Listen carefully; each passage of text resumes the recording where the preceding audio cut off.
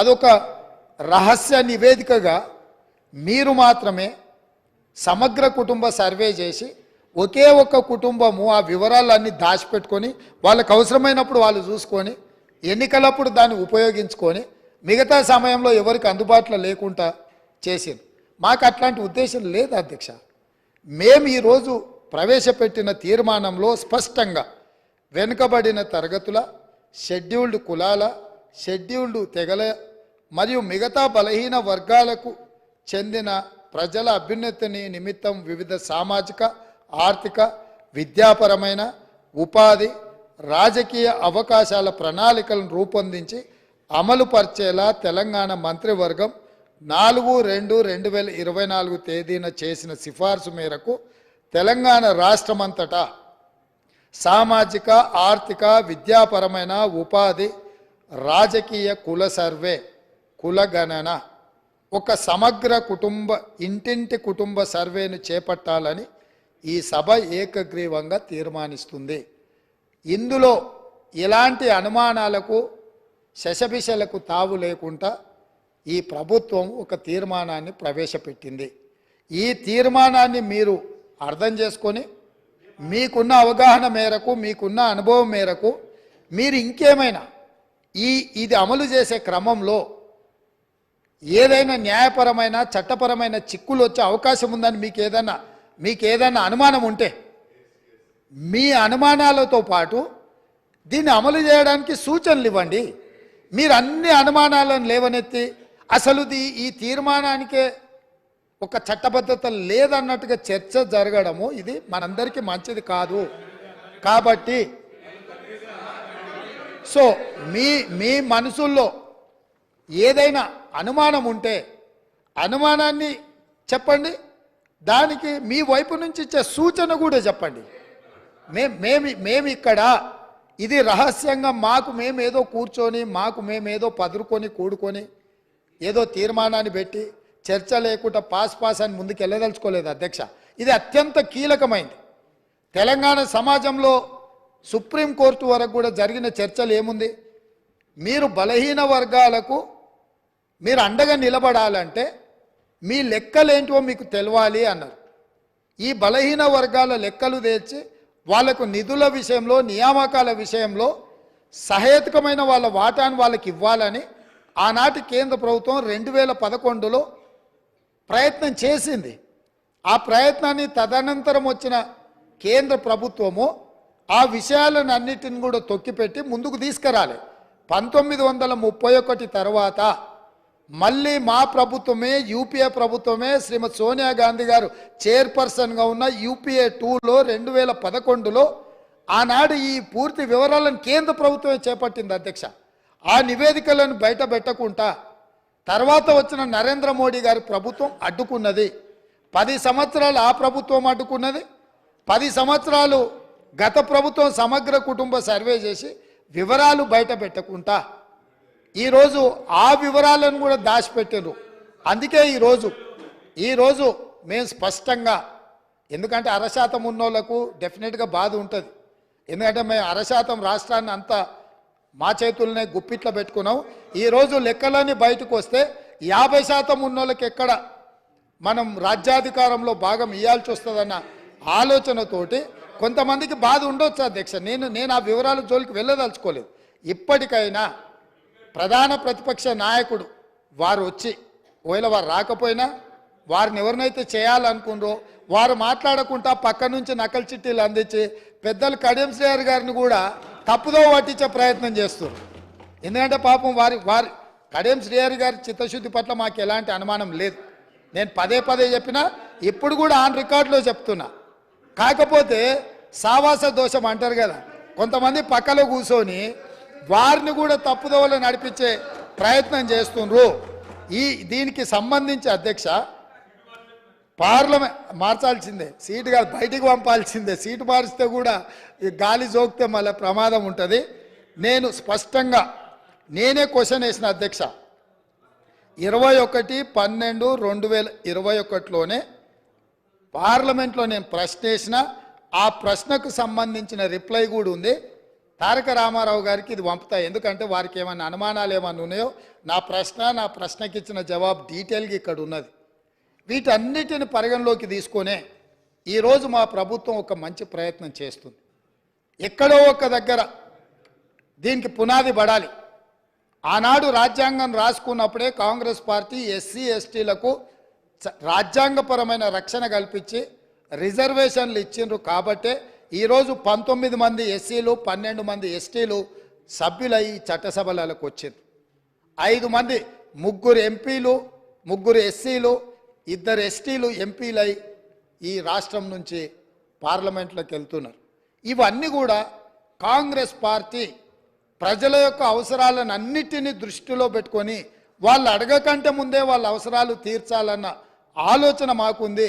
Rajender Sachar committee వేయడం ద్వారా minority వర్గాలకు ఏ విధంగా మేము మద్దతు ఇవ్వాలనో ఆ విధంగా మద్దతు ఇవ్వడమే కాకుండా కాంగ్రెస్ పార్టీ అధికారంలో ఉన్నప్పుడు మైనారిటీలకు 4% రిజర్వేషన్ ఇచ్చి విద్యా ఉపాధి అవకాశాలలో వాళ్ళని ఆదుకోవడానికి ఉద్యోగ అవకాశాలలో మైనారిటీలకు 4% రిజర్వేషన్లు ఇచ్చిన చరిత్ర మాది.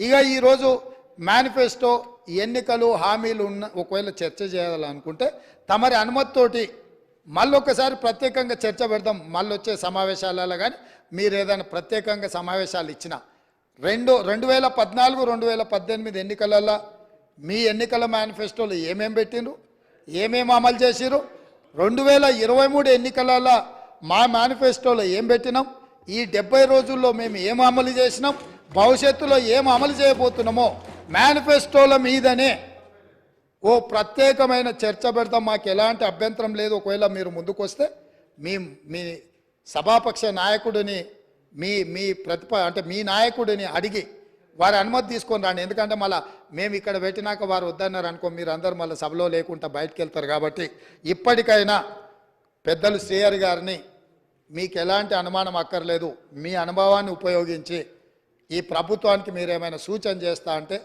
మిత్రుడు గంగుల కమలాకర్ గారు కూడా మొన్నటి వరకు మంత్రిగా ఉన్నారు. వారి అనుమానాలతో పాటు అనుమానాలను అడగడాన్ని మేము అభ్యంతరం పెడతలేము. మీ అనుభవంతో పాటు ఈ ప్రభుత్వానికి సూచన చేయండి. నా వైపు నుంచి సభాపక్ష నాయకుడిగా మా చిత్తశుద్ధిని మీరు ఎలాంటి శంకించాల్సిన అవసరం లేదు. స్వయంగా మేము ప్రభుత్వం ఏర్పడ్డ ఎంబడే మంత్రివర్గంలో మేము తీర్మానం చేసినాం నెల తిరగకంటే ముందే. ఈరోజు సభలో కూడా మేము ప్రవేశపెట్టినాం, మీరు అడగలే, మేమే ముందుకు వచ్చినాం. అంటే ఇక్కడ ఈ మంత్రివర్గ తీర్మానం కానీ సభలో ప్రవేశపెట్టిన తీర్మానం కానీ ఇవన్నీ స్వయంగా మేము ముందుకు వచ్చి చేస్తున్నాము. భవిష్యత్తులో కూడా ఈ మొత్తం సమాచార సేకరణ తర్వాత అది లోకల్ బాడీ రిజర్వేషన్ కావచ్చు, చట్టసభలలో మన జరిగిన ఉమెన్ రిజర్వేషన్లో కూడా ఉపకులాల యొక్క రిజర్వేషన్లు ఏ విధంగా ఉండాలనో కూడా మా పార్టీ పార్లమెంట్లో కూడా ఆ విషయంలో మాట్లాడిన సంగతి మీకు తెలుసు. ఈరోజు ఇక్కడ మేం చెప్తున్నది విస్పష్టంగా ఈ తీర్మానము ప్రధానంగా బలహీన వర్గాలను బలోపేతం చేయడమే మా ఉద్దేశము. పాలితులుగా ఉన్న ఈ బలహీన వర్గాలను పాలకులుగా తయారు చేయడమే మా ముఖ్య ఉద్దేశము. వాళ్ళు ఎంతున్నారో వాళ్ళకంత నిధులు కేటాయించి వాళ్ళ ఆర్థిక ప్రయోజనాలను వాళ్ళని ఆర్థికంగా కూడా నిలబెట్టాలనేదే మా ప్రభుత్వం యొక్క ఉద్దేశము. కాబట్టి ఇంత మంచి తీర్మానం తీసుకొచ్చినప్పుడైనా మీరు ముందుకొచ్చి ఈ తీర్మానాన్ని స్వాగతం పలికి దీన్ని ముందుకు తీసుకెళ్లాల్సిందిగా ఏమైనా సూచనలు ఉంటే కూడా చేయండి. 1, 2, 3 ఇవి మా సూచనలు. ఇందులో మీరు ఈ సూచనల ప్రకారం చేస్తే ఇంకా వాళ్ళకి మేలు జరుగుతుంది అని మీరు చెప్తే తప్పకుండా ప్రభుత్వం వాటిని పరిశీలిస్తుంది, సహేతుకమైన సూచనల్ని పరిగణలోకి తీసుకుంటుందని తమరి ద్వారా వారికి అందరికీ నేను తెలియజేస్తున్నా. అధ్యక్ష కమలాకర్ గారు, కొంచెం శ్రీహరి గారు ప్లీజ్. చేయమని సీఎం గారు చెప్పారు sir. Almost all sir speak 50 CM అయింది. నేను 2 సూచనలు చేస్తా సార్. నేనేమి రాజకీయ ఉపన్యాసం చేయను సార్. గౌరవ ముఖ్యమంత్రి గారు సూచనలు చేయమని చెప్పారు. అందులో మొట్టమొదటి సూచన ఏంటి అంటే జస్టిస్ రాజేంద్ర కుమార్ సచార్ గారు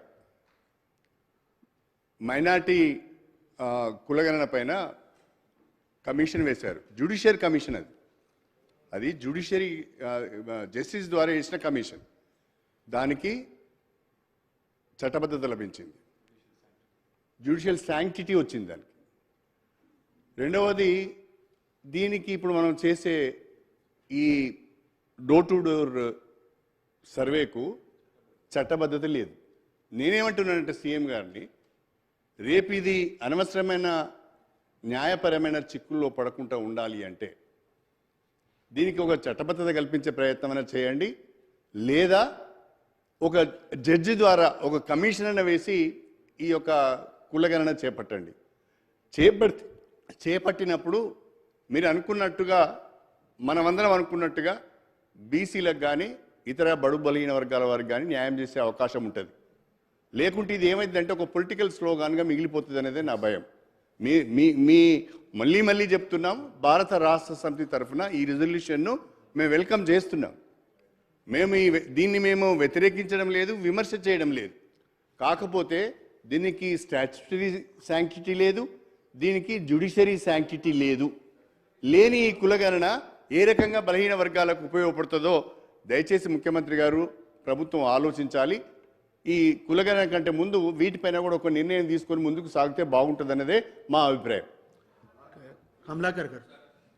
sir, I don't want to take much time, sir. గౌరవ ముఖ్యమంత్రి గారికి మళ్ళీ ఒకరికి సార్, మా అనుమానాలు ఏంటంటే, ఎందుకంటే ఆల్రెడీ సుప్రీంకోర్టు కొన్ని ట్రిపుల్ టెస్ట్ చెప్పింది కాబట్టి దాన్నే నేను మీకు ఏకిస్తాను సార్. ఆ 3 రాష్ట్రాలలో ఇబ్బందులు పడ్డాయి కాబట్టి ఆ ఇబ్బందులు మనకు రావద్దు అని నేను మీకు దీన్ని మూలే చేసుకోండి సార్. దీన్ని చట్టం చేయండి సార్. తీర్మానంతో సరిపోదు, చట్టం చేయాలి. ఆ చట్టం, ఈ తీర్మానం పాస్ అయిన తర్వాత రేపు విధి విధానాలు చేసుకొని రేపే చట్టం చేయండి సార్ అని చెప్పి నేను రిక్వెస్ట్ సార్. ఎందుకంటే సార్ ఇప్పుడు ట్రిపుల్ టెస్ట్ సార్, సుప్రీంకోర్టు ఏం ఇచ్చిందంటే Krishnamurthy versus union of India 2010, అందులో దాని తర్వాత Vikas Krishna Gopal versus government of Maharashtra sir.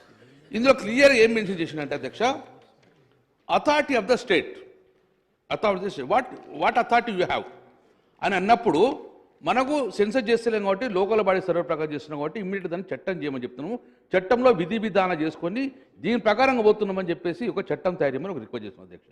రెండో అధ్యక్ష, how to breach the 50% of ceiling, ఇది నేను అడగలేదు అధ్యక్ష. సుప్రీంకోర్టు మనకు కొన్ని సెషన్ కాబట్టి ఇప్పుడు కూడా కొన్ని రాష్ట్రాలలో ఇప్పటికీ సుప్రీంకోర్టులో ఉన్నాయి పెండింగ్, క్లియర్గా అవుతుంది. డొమైన్ ఎందుకు అంటే కిందకి అధ్యక్ష.